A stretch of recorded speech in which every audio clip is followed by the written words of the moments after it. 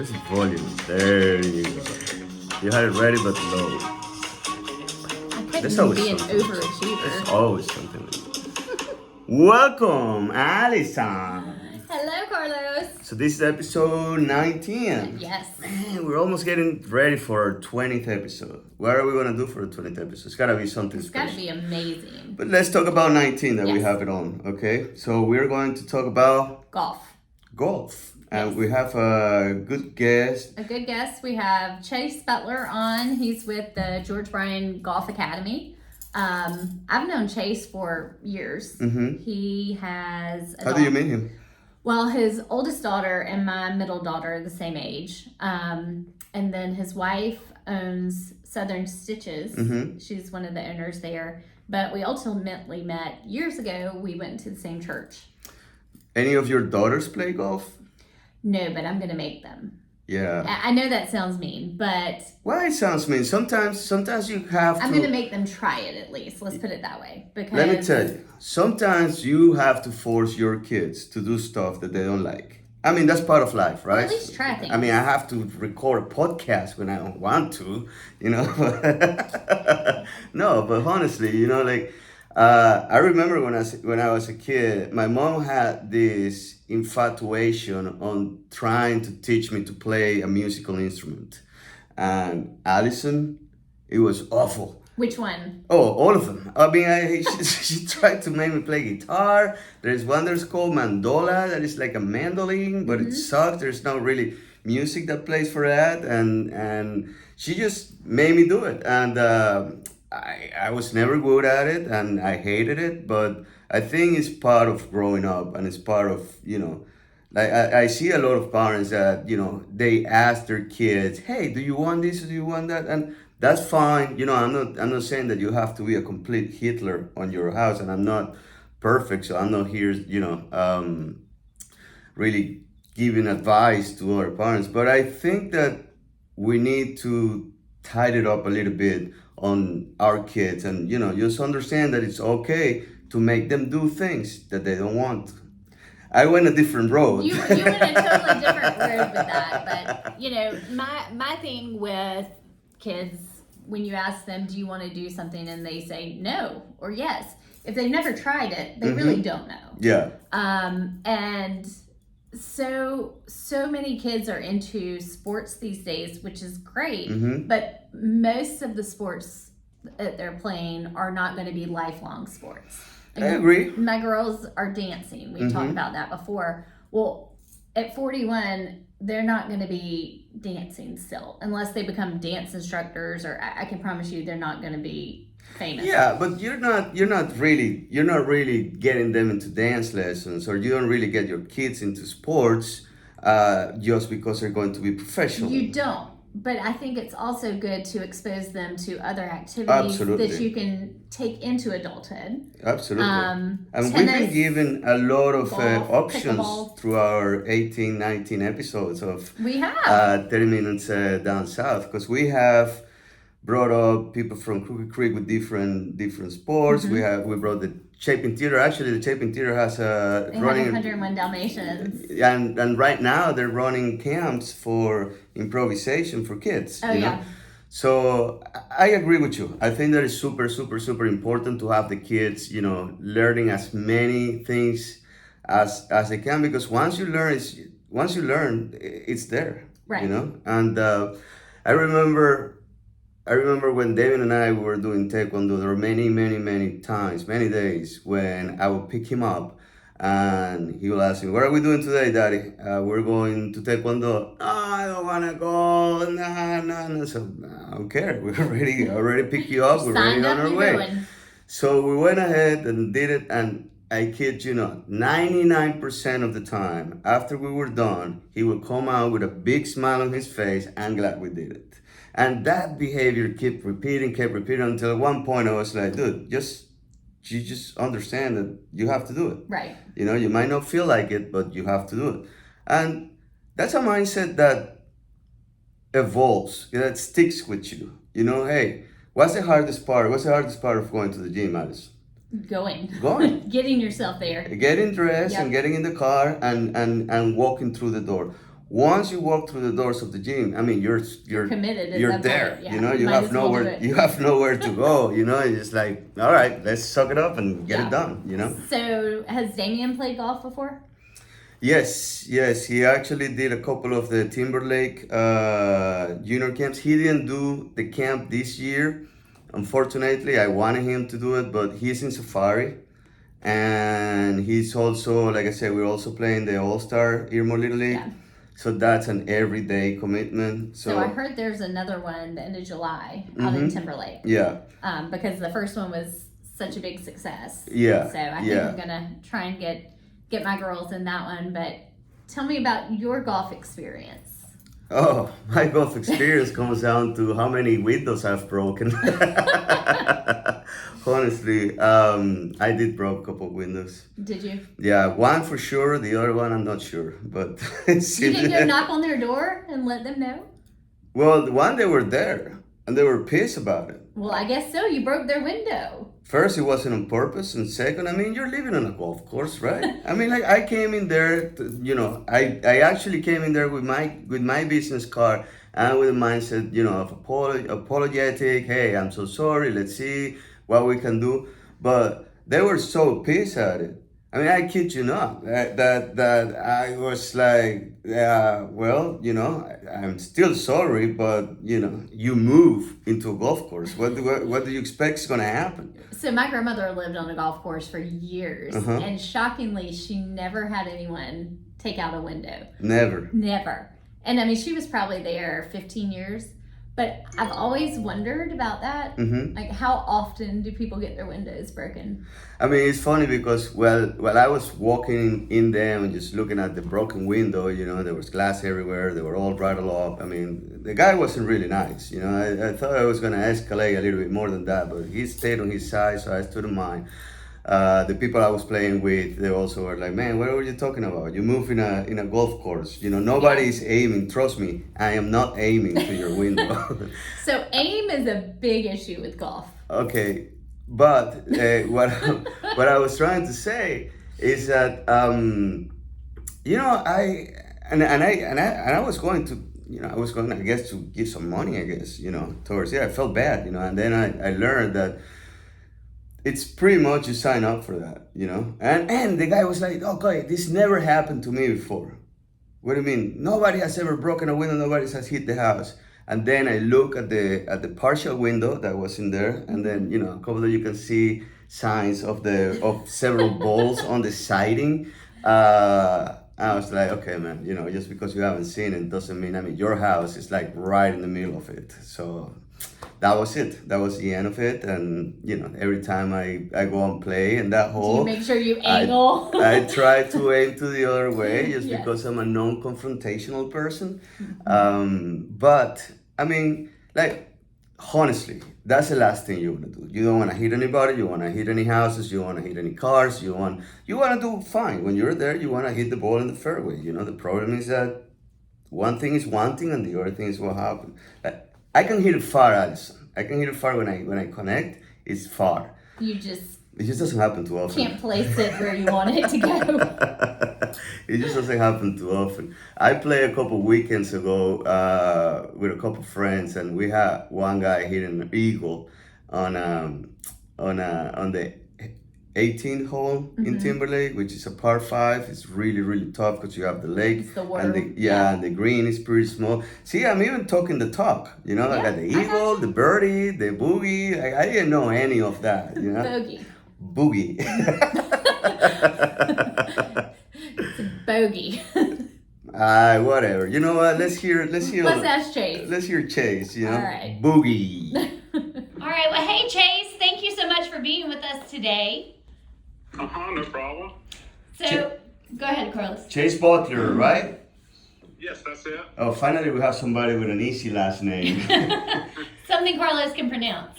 Chase, tell me a little bit about your background and what do you do? I teach golf at George Bryan Golf Academy in Chapin, South Carolina. I've been teaching there for 17 years. I grew up in the Irmo Chapin area, so I've lived there 40 years, my whole life. And we just do a lot of golf. Awesome. Where is that located? We're off our headquarters is off of Mount Vernon Church Road, which would be kind of right behind the Quickway. So tell us, Chase, how did you get into golf and actually teaching golf as a career? So I grew up playing golf. I started playing when I was 9, and I actually took lessons from George growing up. And I went to college at North Greenville and Spartanburg Methodist and played golf there. And then after college, he needed some help at the academy, and I was like, man, that sounds like a pretty good job, just teaching golf and doing that. So got started and joined the PGA, and then have just been doing that ever since. So when you say you joined the PGA, what does that mean? Were you competing professionally? No, so there's 2 different PGAs. So you have the PGA Tour, which is what you see on TV, and then you have the Professional Golf Association of America, and that's just guys that work in the golf business at golf courses or giving lessons, or even some coaches and caddies and stuff.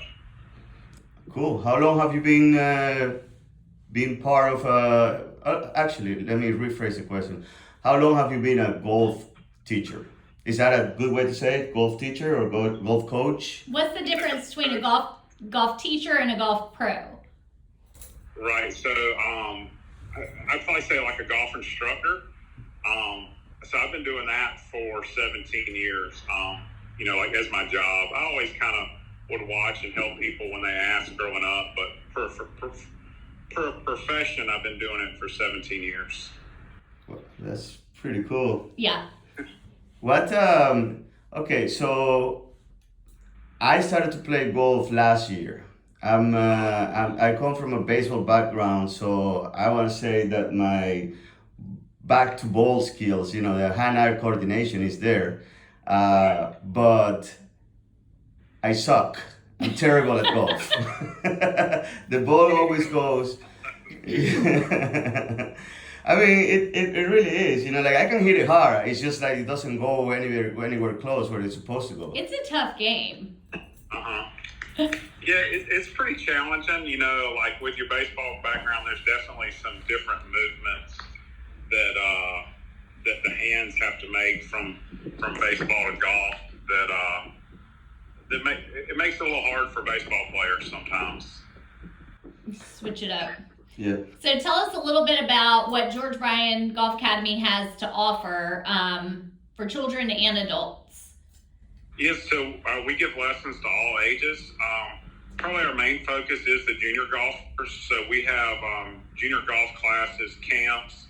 You can do small groups with friends. You can take private and semi-private lessons. So we offer a little bit of everything. And we kind of do that. Not as many classes for the adults. We have a few ladies clinics throughout the year. And we do have some family clinics where you can come out as a family and do some golf together and do some learning. And then that's kind of it. So what does the setup look like out there, Chase? Is it, just a driving range with some greens, or is it a small course? How is that set up? So we have, at the academy, we have a 10-acre facility. It doesn't really look like a driving range or golf course, which makes it, a little different. Most people haven't seen a facility kind of like ours. We have a place to hit outside and inside. Sorry, a car's driving by. We have a place to hit outside and inside, and we have computer video systems where we can, you hit into a net and we video it and you can see it and see some feedback, and then we go outside and see if what we worked on produces a golf shot. I've heard really good things. A friend of mine, her husband, I think he's been taken from you for the last few months, but he's been a golfer for years, and she said he has gotten so much better after his lessons with you. So when I come out there, Chase, I expect you to turn my golf game around. And that actually brings me to a good question, and it is how many classes a guy like me that just started last year and knows the basic and been out on the golf course, a couple times, how many classes should I start planning to commit in order to see a noticeable difference on my game? Oh, that's a tough one. Mm-hmm. Depends on how bad you are. Yeah, well, I wasn't going to say that. I think everybody's a little different. Like, some people, kind of the easy answer for me would be some people like to work on their golf themselves. We have people that'll come in and they might come once every 3 months and take a lesson. And they do that throughout the year. And then they're just kind of practicing, working on their game themselves. And then some of our other options we have for learning, you could actually come out like once a week and get a lesson or some training. So that's something I think I definitely need to start doing. But for the average person looking to get into it, Chase, do they need golf clubs to come out and take lessons, or do y'all provide those? No, you don't need any golf clubs. Okay. It's called the track down. Sorry, I can't get away sometimes. It's okay. It's okay. So we know you're at work. So you say we don't need to bring our golf clubs? You provide everything? No, you don't need clubs. We can provide clubs for you to use and probably even find some if you didn't have any to take with you so you could practice and everything too. We get a lot of donations of golf clubs and equipment. So. And is that something, because I've been the last few times that I've been to play golf, which I guess the first time I played in the fall was the first time I'd hit a club in almost 20 years. But, of course, I'm hesitant to go out and spend. I mean, golf is an expensive sport. Very expensive. I'm not going to go out and drop $1,000 on a set of clubs. So is that something y'all also help people with as far as figuring out what the best clubs are for them? Someone, like me and Carlos, just trying to get into it again. Yeah, we definitely can help people find like the clubs they need or what they would really need to get started. The clubs are important from like a length standpoint and all that. But when you're just starting out, you can get by with a club that's just, that fits okay. Just to get started, to make sure you like it, like before you make that investment. And a lot of the times it's pretty easy to, we get a lot of people like, hey, I bought these for my girlfriend. She doesn't like to play. Will you give them to somebody? So we usually have a lot of clubs around throughout the year. Okay, well, that's good to know. Yeah.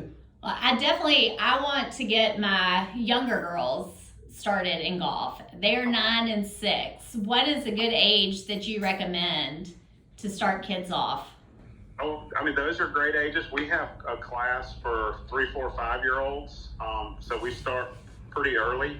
And a lot of the classes is just about, having fun, learning how to hit it, kind of learning the different parts of the game from, full swing, chip and putting, some of the rules, not a whole lot of the rules, but just a few of the etiquette rules of, like where to stand, where not to stand, and all that kind of stuff. But yeah, any age really is a good time to start. Chase, and what's the cost of your classes, your lessons for your school? So the junior classes is $90 for the month. So that would be 1 day a week, or you can do $25 a class. Summer, a lot of people just do the $25 a class because they might be out of town on vacation and all that kind of stuff. And then like adult lessons, it's $90 for an hour. And then we have some different packages that go along with that to give you a little discount if you buy 5 lessons or some other little practice packages too. And those lessons will be at your facility behind Quickway? Yes, on Mount Vernon, On Mount Vernon. So when we called you today, you said you were on a golf tour. Tell us what that is. Yeah, I run a Monday tour for the South Carolina Junior Golf Association. They actually call it the Hootie and the Blowfish Series. So today I have 70 golfers out at the Country Club of Lexington, and we are trying to get them around as fast as we can to get out of the, and we have a beautiful day for it. So hopefully they're not dragging too bad.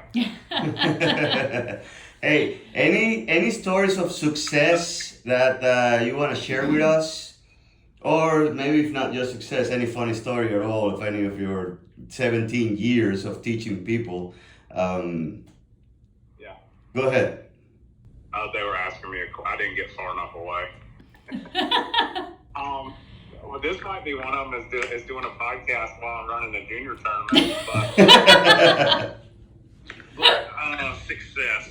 No, I mean, we've had a lot of players like go on to play college golf or even continue just to play golf, and that's really like this. We're losing you. I'm sorry. Chase, we just... Yeah, we're losing you. Can you repeat the last part? Yeah, I think our success, like we look at it as, how many people do we create that play golf for, a lifetime or, go join a club and frequent, golf more often than, we've had a lot of players, have very successful college careers, a couple good pro golfers. George's son plays on the PGA Tour. He came up through the academy. So we've had success at all levels, but we like to see the ones that just continue to play golf like on and on and on. Cool. Do you ever have any students and you're like, hey, you know what, man, I'm going to save you some money, just don't come back. This sport is not for you at all. No, we have never done that. So I'm curious, with the explosion of the Top Golf facilities around, do you think that's brought more interest into the golf world? Where that's going to be a hard measure because that and COVID started at about the same time, and it would be hard to say which one brought more people to golf because the pandemic, unfortunately we had it, but it has helped the golf world tremendously. Like just in our area of Columbia, a lot of the clubs that didn't have a full membership all have full memberships now. They have waiting lists. The public courses are busier than they've ever been. So I'm sure Top Golf brings a lot of people to golf just because it's a fun atmosphere and they get to try it and see if they like it. But between that and COVID, golf is booming right now. That's good to know. Yeah, I went to Top Golf for the first time last week. It was great people watching. I could have sat there and watched people trying to hit the ball, who had probably never picked up a club in their lives. And it was fun. So, now that you mentioned people that have never picked up a club before, are they welcome, or do you suggest somebody just go to a driving range before taking a lesson with you, or can you take somebody just from like a blank canvas? Yeah, that's a tough one because, like, obviously you want to see if you even, before you even probably come and invest in a lesson, you probably want to see if you like it a little bit. Mm-hmm. Because, I've had dads bring daughters and they go, oh, she wants to try golf, and they take 3 swings and they hand me the club bat and they go, yeah, I'm not doing this. That finishes the golf lesson. So, I think, I'd go out and try it. And then if it's something you were like, man, that was fun and I liked it, I would definitely go take a lesson from somebody, some PGA professional, and get some good information to get started and then kind of go from there. Awesome. Good. Sounds good. All right. All right. Well, Chase, I know you're busy and you're trying to run that tournament, so we really appreciate you taking the time to chat with us, and hopefully I'll be out there to see you soon and get some good tips. Sounds good. Thank y'all for having me. thank you, Chase. Have a wonderful day and enjoy your golf day too. Wish I was there, to be honest with you. Take Bye. care. Addison, Carlos. that was a good conversation. It was neat that he was actually out there on the course with the junior golfers today. Makes me want to be there for sure. Actually, it makes me want to see. I've been thinking about taking lessons, to be honest with you. I think you should, because you could save money on taking out people's windows. I can save money on balls lost, that's for sure. Golly, I spent. I need to have a tracking device on mine. I played. I want to say a month ago in Cobblestone. Mm-hmm. Have you played there before? No. That's a tough course. I lost like 10 balls. I think they're all tough courses. Well, Mid Carolina, I play Mid Carolina. It's kind of open. It's hard to lose a ball in there. You know, there are some holes that you do, but most like I play in Limerick too. I love Limerick. I think it's very, very cool, and of course Timberlake. Yeah. But Cobblestone, man, that course killed me. So that's why I'm thinking about taking some lessons. Yeah, you know? I definitely want to sign up and take some. I enjoy golf. I went for years playing. I've seen you swing in the. I was gonna say swing in the bat. This is not the baseball episode; it's the golf episode. I've seen you swing in the club, and you do have a nice form that goes, you know, natural. I want to say polish. Like I want to say like okay. Granted, you know, it Should have seen me at Top Golf last week. Oh, yeah? Yeah, I had somebody asking for some lessons. To you? Yeah. I'm telling you, I saw it. When was that? When we had the... He was just flattering me, but you know. It was when... you know that I tell you right away if you suck at something. I have no, but it was when the women's club, when we were sponsoring that, there. you took a couple swings in there, and I was like, oh man, that looks kind of professional. I would never ask you to give me lessons because... You know, I saw the results. You can hide those results in Top Golf, not when you have a pond in front of you. I don't like the water holes. You don't? No. What's up with the water holes? They get into your head. My balls end up in the water hole. That's the problem. I know. The Timberlake Country Club, by the way, they are. Have you been there lately? They are redoing the entire front 9 greens. That's what I think. That's what Greg told us. Yeah, well, it's underway. Started last week, and so you can't play. Only you 9. can't play on the front 9. You have to go and play on the back 9. And what they do is that I guess it's 2 rounds or something. Yeah. To be honest with you, I'm fine with just playing 9 holes. You know, that's another thing. I think that 18 holes right now, it's a big commitment. The average is 4 hours on the 18 hole. Yeah. With me looking for all the balls on the woods, More like and 6. it's not that much, but it's around 5. You know, time spent before, the time spent after. Yeah, it's a half a day commitment. That's for sure. You know, so that's another thing that I want to get better. I do want to put the effort on it. I don't want to suck that much. But it's a lot of time and it's a lot of money. It is. Yeah. But it's a good sport. So when you have some extra time, maybe you can go see Chase. I will. I definitely will. There's something there's definitely in my bucket list to start playing golf. I got a cheap set of clubs that I got from Craigslist.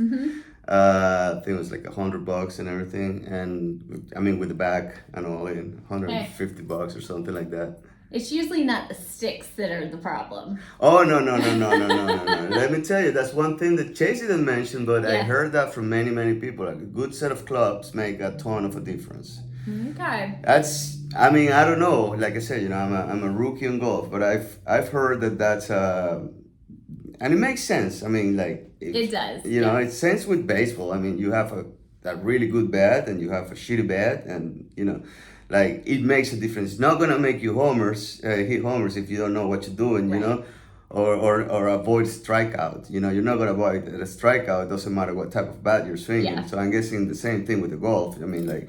But when you're talking about probably, you know, a difference between 50 yards on your driver, that's a big key difference than 30 yards on your driver. Well, we'll have to go out there one day. Yeah, we will. Anyway, we're close to 30 minutes. Yes, we are. This went fast, man. Always does. All right, so thank you for listening, or thank you for watching. See you next week. For episode 20. Oh, 20. What are you planning for episode 20? Can't tell you. I know you got something big. Nope. No. Okay, bye.